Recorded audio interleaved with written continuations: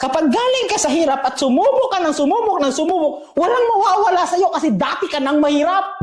Pero kung mahirap ka at sumubok at gumawa ka ng gumawa, may madadagdag sa'yo. May tendency pa na mananalo ka pa. Bakit matakot kayong magsubok? Wala nang mawawala sa atin. Kasi bakit? Mahirap na tayo dati. Kapag may aso, anong ginagawa ninyo? Pag hinabol kayo ng aso, tumatakbo kayo. Pero kilala niyo yung mga runner?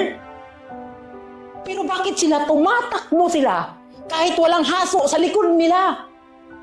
Alam niyo kung bakit? Alam nila kung saan sila papunta. Huwag niyo nang hintayin na may aso na hahabol sa inyo. Mapapahamak kayo bago kayo tumakbo. Mag-umpisa kayo ngayon, parang awaan ninyo. Kasi bakit? Nyo kanina, may pumunta ng bahay. Maghihiram ng pera kasi bakit? Wala na silang bigas. Wala silang kakainin. Alam nyo ba ang pakiramdam kung gaano kahirap magsalita, magsabi na manghihiram ka ng pera? Na yung pwede lang para kang nakayuko na ganyan, na para bang ang tingin mo sa isang tao na yan, Diyos na. Pero isang nanay kasi siya. Gagawin niya na mangungutang siya para may kakainin kayong pamilya. Pero ang tanong ko, gusto niyo ba yun maranasan? Hindi ko sinabi na, okay, guys, magyam. No, ang sinasabi ko sa inyo, ayusin niyo buhay niyo ngayon.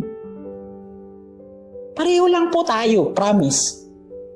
Lahat tayo nagaling sa ano? Yeah. Pero ang tanong, ang sinaksak ko sa utak ko, hindi pwede to. Ako mismo yung puputol kahit paano ng hirap na nararanasan ng pamilya ko. Pero hindi madali. Isipin nyo ha, mahirap na tayo. Kung wala tayong gagawin, saan tayo mapupunta? Mahirap. Mas lalo tayo maghirap. Pero ito yung maganda. Kapag galing ka sa hirap at sumubok ka ng sumubok, walang mawawala sa'yo kasi dati ka nang mahirap. Pero kung mahirap ka at sumubok at gumawa ka ng gumawa, may madadagdag sa'yo. May tendency pa na mananalo ka pa. Bakit matakot kayong magsubok? Wala nang mawawala sa atin. Kasi bakit? Mahirap na tayo dati.